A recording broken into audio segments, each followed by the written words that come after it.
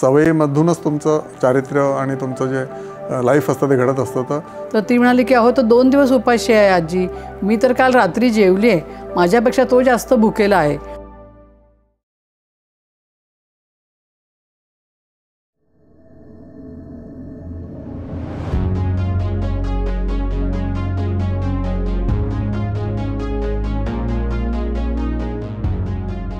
नमस्कार, माझं नाव प्रमोद रानडे आणि हा जो मी चॅनल सुरू केला आहे इन्व्हेस्टमेंट सफारी, हा जो प्रवास आहे, तर या प्रवासाची माहिती बऱ्याच लोकांना म्हणजे कॉमन मॅनला नसतेच आणि तो भितो.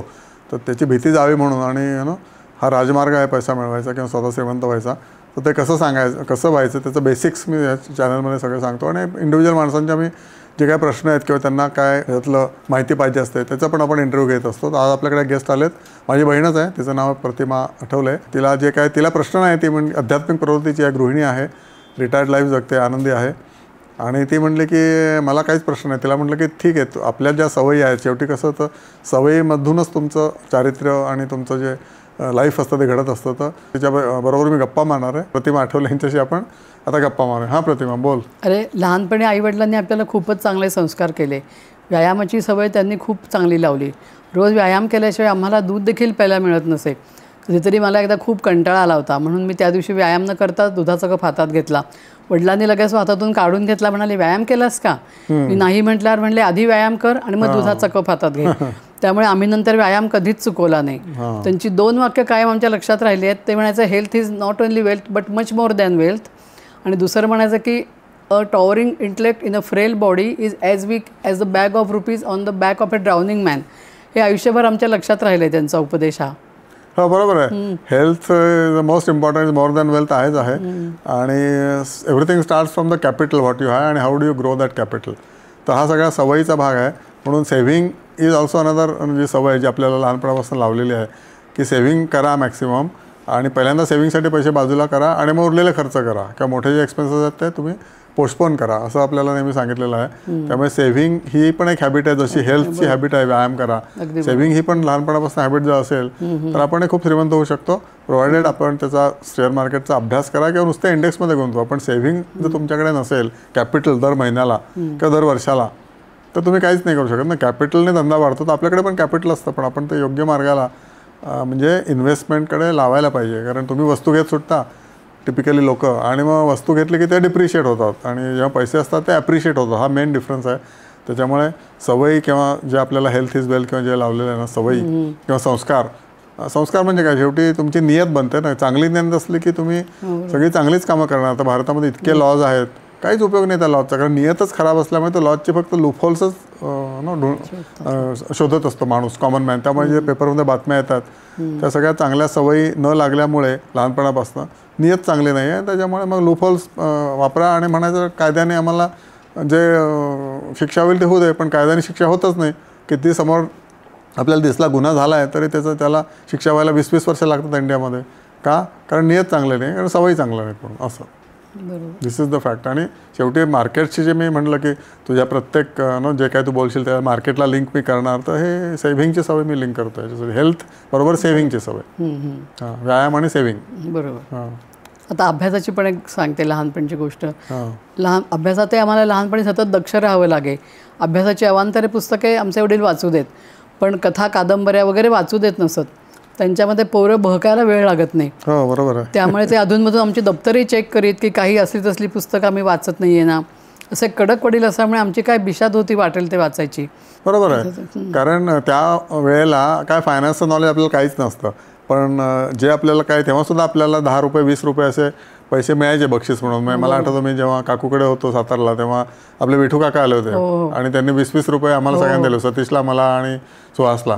तर 20 रुपये इज टू मच ना. That time it was kind of 2000 रुपये. तर 2000 रुपये कॅपिटल तेव्हा माझ्याकडे आलं होतं, पण ते कॅपिटल काय खर्च झाला किंवा कुठेतरी गेला. आम्ही काकूला लगेच दिले, त्यांनी ते योग्य मार्गाला लावलेच असतील. पण असे जे सध्या मुलांना पैसे मिळत आहेत किंवा पैशाच्या जी वस्तू मिळतात, तर मुलांनी सांगायला पाहिजे मला तुम्ही पैसेच द्या, वस्तू नको, कारण मी ते इन्व्हेस्ट करणार आहेत. तर ही एक सवय आपल्याला मुलांना चांगली लावता येईल. आणि पिगी बँक असते, तर ते कॅशमध्ये घेऊन तुम्ही ते इन्व्हेस्ट करा. लहान मुलांचं अकाउंट उघडू शकतो आणि पेरेंट्स त्याच्यामध्ये पैसे टाकू शकतात. आणि एक्सचेंज ट्रेडेड फंडमध्ये टाकायचे इंडेक्समध्ये, ज्याच्यामध्ये रिस्क शून्य आहे. आणखी त्यांनी एक बैठक चांगली व्हावी म्हणून पण सायंकाळी आम्हाला शुभंकरोती पाढे, गीतेचे काही अध्याय आणि पुष्कळ स्तोत्र म्हणायला लावायचे. त्यामुळे त्यांचं म्हणणं बैठक चांगली तयार होते आणि स्मरणशक्ती वाढते आणि पुढे अभ्यासाला त्याचा खूप उपयोग होतो. हो बरोबर. वडील तर लहानपणी इतका अभ्यास करायचे की त्यांची आजी त्यांना म्हणायची, अरे हरी उठ, आता सतरंजीला देखील कंटाळा आला असेल. बरोबर. बैठक खूपच महत्त्वाची आहे. फायनान्सला सुद्धा तुम्हाला बैठक म्हणजे तुम्हाला त्याची गोडी लागली पाहिजे. पहिल्यांदा तुम्ही बाबा 1 वर्षाचं प्लॅनिंग करा, मग 5 वर्षाचं करा, त्याच्यानंतर मग 20 वर्षाचं करा, हळूहळू करा. एकदम 20 वर्षाचं सांगितलं तर कोणीच मार्केटमध्ये पैसे नाही टाकणार. तर पहिल्यांदा 1 वर्षात, आता सध्या मार्केट पडलेलं आहे, तर तुम्ही समजा तुमच्याकडे 2 लाख एक्स्ट्रा आहेत किंवा 2,000 आहेत, तर तुम्ही इंडेक्समध्ये लावा आणि बघा तुम्हाला साधारण 1.5 वर्षामध्ये तुम्हाला 20% त्याच्यामध्ये मिळणार. 1.5 वर्ष किंवा 1 वर्षात सुद्धा मिळू शकतील. तर 20% कुठे आणि एफडीचे 8% कुठे, खूपच डिफरन्स आहे. डबल तुम्हाला रिटर्न मिळतं. फक्त त्याला बैठक लागते, थोडा विचार करण्याची ताकद तुमच्यामध्ये पाहिजे. बैठक असले की विचार करण्याची ताकद येते. नाहीतर काय सारखं भिर आधी हा विचार, मग दुसरा विचार, तिसरा विचार, मग शेवटी काहीच त्यांना निष्पन्न होत नाही. त्यामुळे बैठक इम्पॉर्टंट असते, जी लहानपणी आपल्याला शिकवले. बरोबर. आणखी एक लहानपणची म्हणजे माणुसकी. आई कामवाल्या बाईलासुद्धा खूप माणुसकीने वागवायची. सणावाराला तिथे जेवण आमच्याकडेच असायचे. शिवाय इतर वेळीसुद्धा उरलेलं अन्न जर तिला द्यायची वेळ आली तर आई लगेच त्या भाताला फोडणी घालून द्यायची. तिथे चातुर्मासाचा नेमसुद्धा असेच असत. कामवाल्या बाईला 4 महिने पावशेर भाजी द्यायची रोज, 4 महिने गडूभर ताक द्यायचं किंवा 4 महिने जेवण द्यायची. आणि त्या काळात तिला जे परवडेल, जे जमेल, ती तसे करत होती. त्या कामवाल्या मावशींची पण एक वेगळीच गोष्ट आहे. एकदा आईने तिला 2-3 पोळ्या दिल्या होत्या खायला. भांडी घासताना एक भिकारी आला दाराशी, मग म्हणाला, मी 2 दिवस उपाशी आहे, मला काहीतरी खायला द्या. आई यात कामात होती काहीतरी. तर ती बाईने आई येईस्तवर त्या पोळ्या त्या भिकाऱ्याला देऊन टाकल्या. आई म्हणाली, अगं तू त्याला का दिल्यास? तर ती म्हणाली की अहो तो 2 दिवस उपाशी आहे आजी, मी तर काल रात्री जेवली आहे, माझ्यापेक्षा तो जास्त भुकेला आहे. तिचे उत्तर ऐकून आम्ही सगळे आश्चर्यचकित झालो. हो, ही तर नियतच आहे ना, नियत आणि सवय. त्या बाईला पण कोणीतरी शिकवलं, तिच्या आईने किंवा वडिलांनी, किंवा आपल्यापेक्षा जर भुकेला असेल तर त्याला आधी द्यावं. आपण तर काय जेवलोय, हे इन्स्टंट तिला नॉलेज कुठून आलं? तर तिच्या संस्कारामधून आलं. तर हे सगळे संस्कार आपल्याला पण आपल्या वडिलांनी दिलेले आहेत. मला पण बैठक दिली ते दादानेच दिली. मला अर्ली रिटायर होता आलं पहिली गोष्ट, because I invested from my second year when I started getting my salary. त्याच्यानंतर मी माझा फायनान्शियल इंडिपेंडन्स आल्यानंतर वयाच्या 50व्या वर्षी नोकरी सोडू शकलो. हे सगळं बैठकीमुळे आणि सवयीमुळे, किंवा विद्या जी मला दादाने दिली आपल्या वडिलांनी, ती मी आता सगळ्या लोकांना पास ऑन करायचा माझा प्रयत्न आहे. त्याच्यामुळे बैठक इम्पॉर्टंट आहे. सीड कॅपिटल तुम्हाला इम्पॉर्टंट असतं. सीड कॅपिटल प्रत्येकाकडे असतं, पण तो ओळखत नाही की आपल्याकडे सीड कॅपिटल आहे. सीड कॅपिटल म्हणजे पहिल्या नोकरीतले तुम्ही 20% वाचवायचे, त्याला म्हणतात सीड कॅपिटल. आता सीड कॅपिटलला तुम्ही फर्टिलायझर टाका नेक्स्ट महिन्यामध्ये पाणी द्या, सूर्यप्रकाश दाखवा, त्यानंतर काय औषध मारा, त्याची छाटणी करा, आणि ऑब्व्हियसली ते पैशाचं झाड हळूहळू ग्रो होत राहील. तुम्ही आठवा तुमचे 30 वर्ष किंवा 32 वर्षाला तुम्हाला पहिला तुम्हाला पैसे साठवले आणि ते झाड लावलं, तुम्ही पैशाचं झाड लावू शकता. आणि त्याच्यामध्ये भरपूर फळं येतात. काही झाडं वाटतील, पण बऱ्याचशा झाडांना, म्हणजे झाडांना नाही काय तुम्ही काय 10 शेअर घेतले तर 9 चांगले त्याला फळं येतील, एक मे बी वठेल किंवा त्याला काहीच नाही, ते शून्य होईल कंपनी. तसे मार्केटचं जर्नी आहे. आणि कंपाऊंडिंग मिळतं, चक्रवाढ व्याज मिळतं. हे त्याच्यामुळे सगळं त्याला खत, पाणी, औषध, कापणी, सूर्यप्रकाश सगळं लागतं. आणि मग चक्रवाढ व्याजाने तुम्हाला परताव्यासाठी प्रवास होतो. दातृत्वसुद्धा तुम्ही जे म्हणलीस तो आत्ता, तुम्ही शेअर मार्केटमध्ये इन्व्हेस्ट केलं की तुमच्याकडे दातृत्व ॲटोमॅटिकली, जर सवय चांगली असली किंवा संस्कार चांगले असले तर येतच.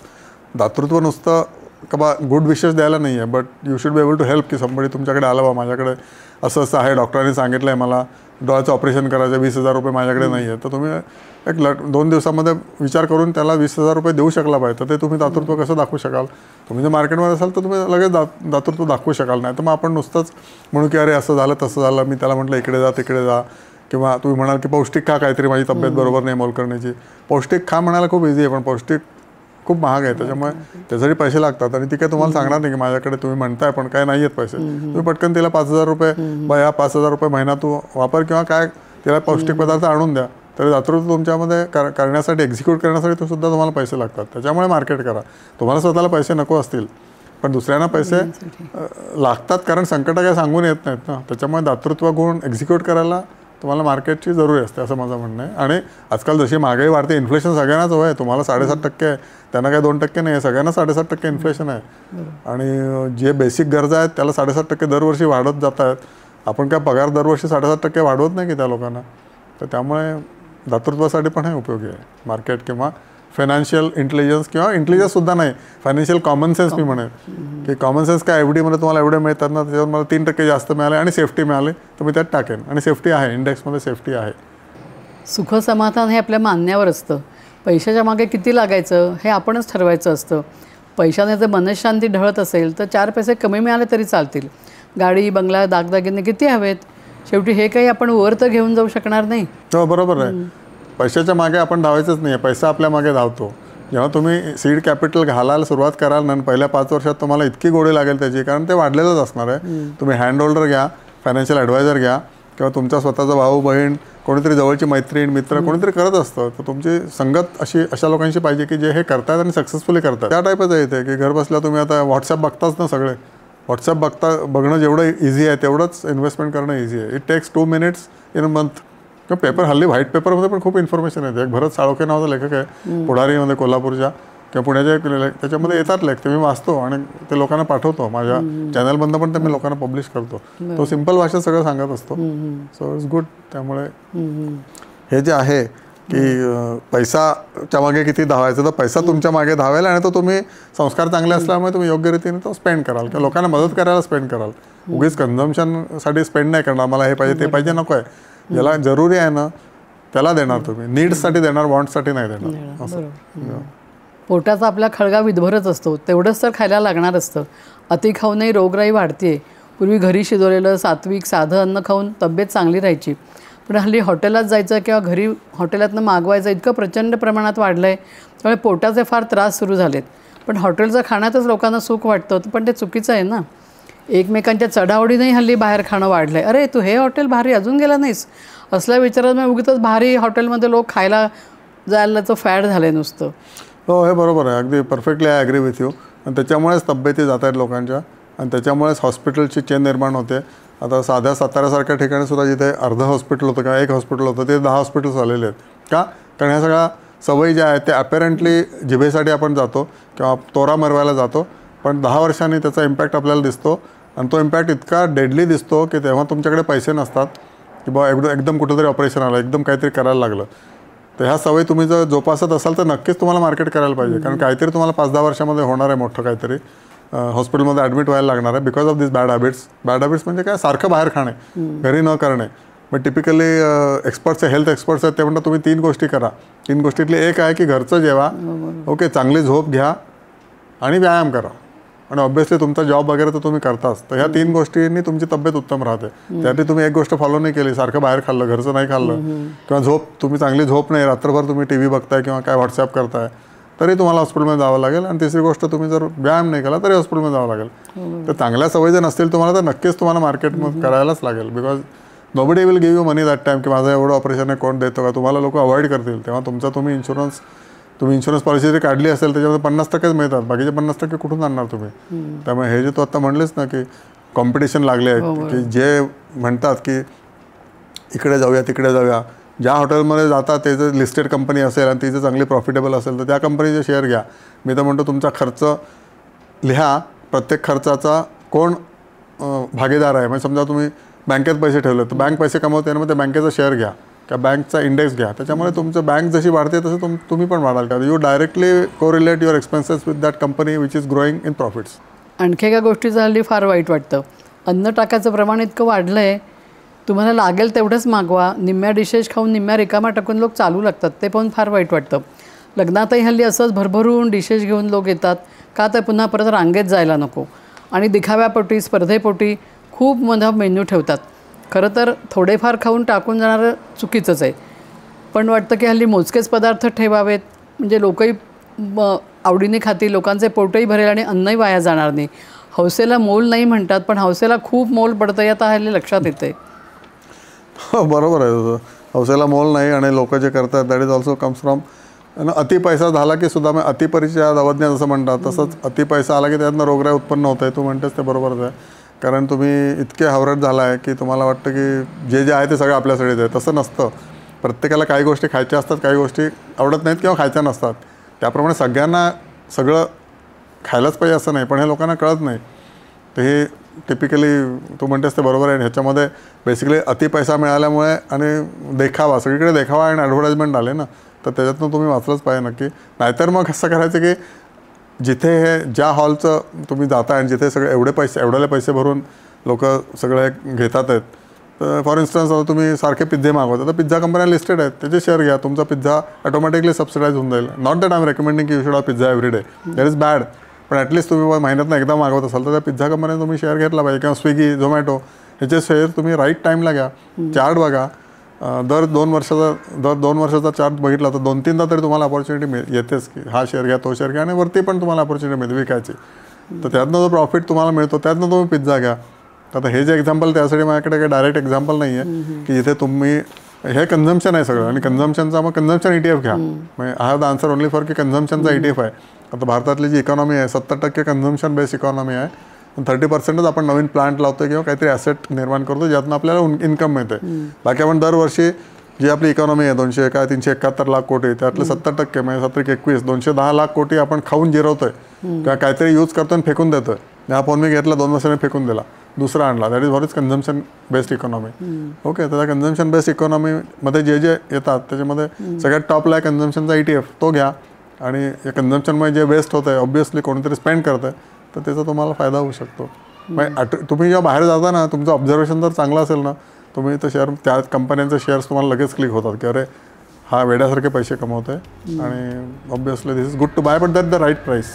कुठेही नाही घ्यायचं, कुठेही घेऊन मग ते 2 वर्ष थांबायला लागतं. मिळतो प्रॉफिट पण 2 वर्ष थांबायला लागतं. तर हा जर तुम्हाला चॅनल आवडला असेल तर लाईक करा, सबस्क्राईब करा, फॉरवर्ड करा, आणि नक्कीच तुमचं जीवन बदला.